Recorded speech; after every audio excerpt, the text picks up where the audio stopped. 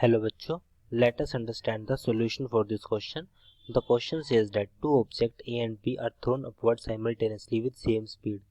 The mass of A is greater than mass of B. Suppose the air exert a constant and equal force of resistance on two bodies. Then we have to find out which option is right. तो यहाँ पर हम देख सकते हैं, सबसे पहले हम इसमें की कंसेप्ट की बात करते हैं.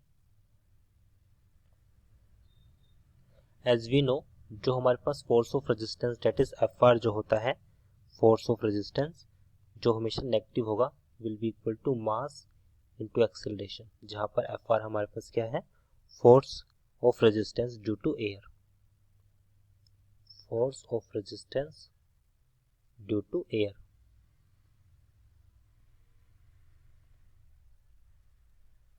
Force of resistance due to air हो जाएगा.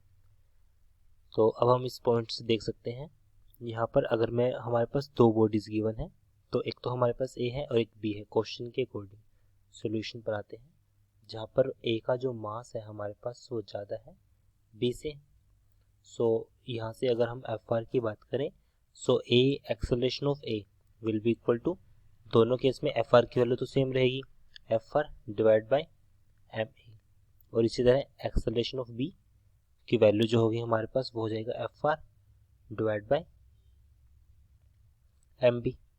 तो यहाँ से अगर हम सिर्फ मैग्नीट्यूड की बात करें, ओनली मैग्नीट्यूड मीन्स अगर नेगेटिव साइन को ना कंसिडर करें, only magnitude, because negative sign सिर्फ डायरेक्शन को इंडिकेट करता है. नेगेटिव साइन इंडिकेट डायरेक्शन, क्योंकि वो अपोजिट डायरेक्शन में लग रहा है.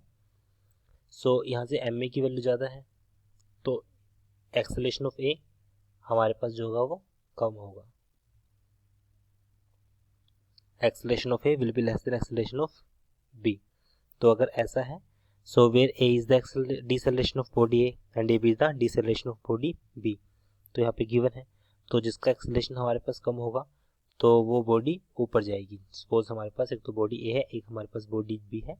यहाँ पर acceleration due to gravity G है, तो जिस तरह से लगने वाला जो है डिसेलेरेशन होगा जो कम होगा. अब पहले केस में क्या है, पहले केस में जो डिसेलेरेशन है जो इसका अपोजिट होगा वो वैल्यू क्या है, कम है, तो ये बॉडी ज़्यादा ऊपर जाएगी. Less deceleration more high.